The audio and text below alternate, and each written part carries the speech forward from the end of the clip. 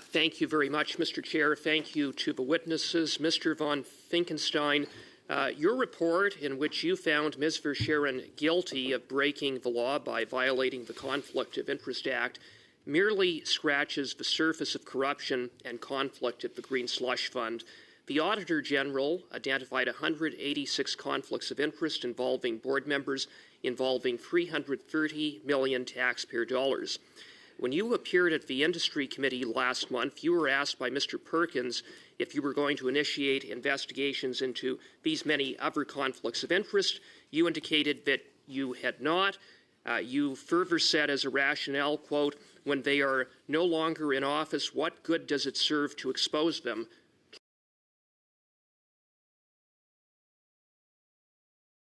Closed quote. And you just said in concluding your remarks that this is not part of your mandate. So I put it to you, why are you not taking steps to look into these other 186 conflicts of interest, which did involve potentially board members who were appointed by way of order in council? Well, first of all, none of the order in council appointees is there any longer, was in place at the time I made my final report. Secondly, as you know, my remit is basically conflict of interest, and all I can do is expose it. I cannot penalize people. I cannot ask for repayment of funds or anything like that. The allegations in the Office of the Auditor General's report are indeed shocking and very numerous, etc. But they really do not concern what I am charged with, which is to expose conflicts of interest. Well, Mr. von Finkenstein, I appreciate that, and you are right. Your mandate is to expose conflicts of interest. And you said, when you were pressed by Mr. Perkins at Industry Committee, that just because someone was a former board member or a former Order in Council appointee, that doesn't preclude you from initiating an investigation, correct? And so, while it is true that these are now former board members, when you talk about exposing, I would submit that that's all the more reason why I would think it would be appropriate for you to make queries about these 186 conflicts of interest, which you just said were shocking in terms of what was revealed in the Auditor General's report. I mean, to that end, what about accountability? What about transparency? What about shining a light on wrongdoing on the part of former board members? Again, $330 million taxpayer dollars. I think the Auditor General has done exactly what you're asking for. She has exposed the workings, she has exposed conflicts, she has exposed issues where there's self-serving or log rolling, etc. It's quite a damning report. But if I now exercise my discretion, which it is, to launch an investigation against one of these people, for instance. Well, sir, what could I do? Sir, maybe I'll ask you this. Have you contacted the Auditor General to inquire into the particulars of the 186 conflicts of interest involving former Green Slush Fund board members identified in her report? Look, the Auditor General has a job. She has what she does, and she has access to all sorts of confidential information, which she guards. But then on that basis, she makes her report. Sure, but again, my time is limited, and I'm asking you, have you made any inquiries of the Auditor General to better understand the particulars of those conflicts, because they're not in any way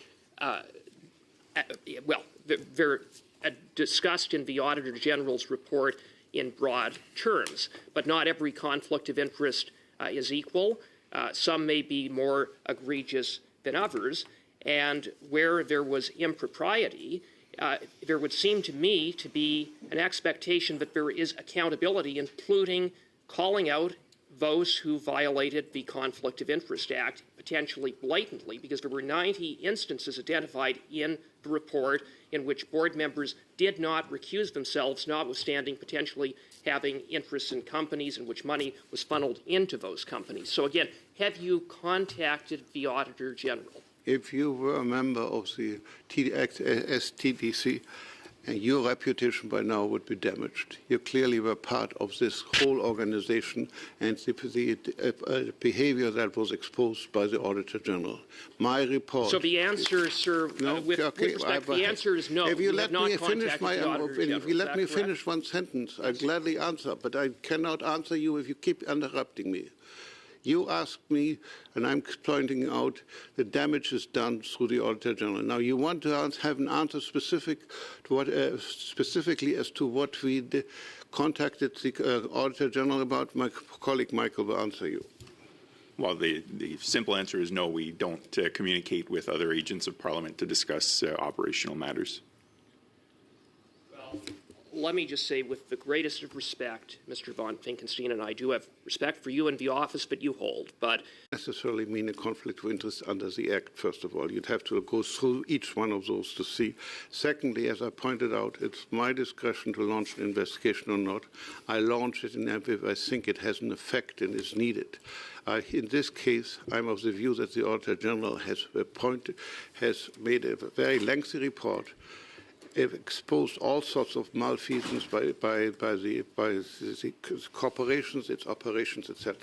I think my making an investigation of any of the board members would merely basically substantiate what the Auditor General already said, and I don't think it is worth my time or the time of the use of public money. The fact is that all I can do is expose. I cannot penalize. I cannot recuperate. Thank you, Mr. von Finkenstein. You have the floor for 5 minutes. Thank you very much, Mr. Chair. I want to probe your findings in the UMAT report. You undertook an investigation into Green Slush Fund board member Guy Ouimet.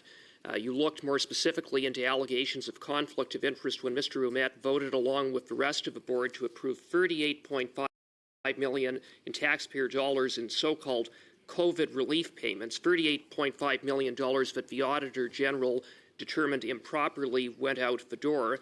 At issue with Mr. Ouimet is that he had a 1% interest in a company called Lithion, a company that received nearly $400,000 from the COVID relief payments that Mr. Ouimet improperly voted to approve. You found that Mr. Ouimet had a financial interest when he voted to approve this funding, correct? Yeah. And you found that when Mr. Ouimet participated in and voted to approve the so-called COVID relief payments, he knew that Lithion, a company that he had an interest in, would benefit, correct? Yes. And therefore, he had a private interest in those decisions, right? Correct. And as a result, it was your conclusion that Mr. Ouimet's conduct fell short of the Conflict of Interest Act, more specifically Sections 6 and 21, which taken together require a public office holder such as Mr. Ouimet to recuse themselves on matters in which they have a conflict of interest. Is that a fair conclusion? Yes. Okay, thank you for that. Nonetheless, you dismissed the allegations against Mr. Ouimet on the basis of the principle of de minimis, that his 1% interest in Lithion was of a trivial nature, and that's at paragraph 144 of your report. Did you ask Mr. Ouimet the dollar value of his 1% interest in Lithion? Michael, can you answer? Yeah, it was $1,200 interest. That's correct. It was $1,200 at the time, but in 3 short years after Mr. Ouimet voted to funnel nearly $400,000 from the Green Slush Fund into Lithion, his 1% interest in Lithion has increased by nearly 900%. It went from $1,250 to $11,000. That's quite a return, wouldn't you say? Well, let's start at the beginning. Mr. Ouimet, like everybody else, voted on the COVID. It was a voting, 2 votes which were taken, and at the time there was absolutely no reference to conflict of interest at all.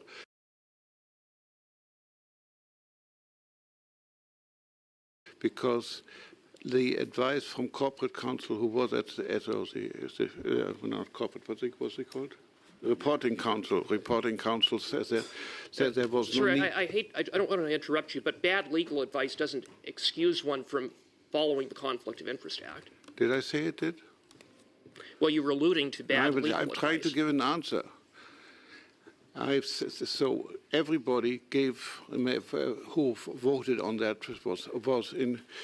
If they had in conflict, was in conflict. Mr. Vermet's conflict. Interest was in this tiny little sliver of a company. And,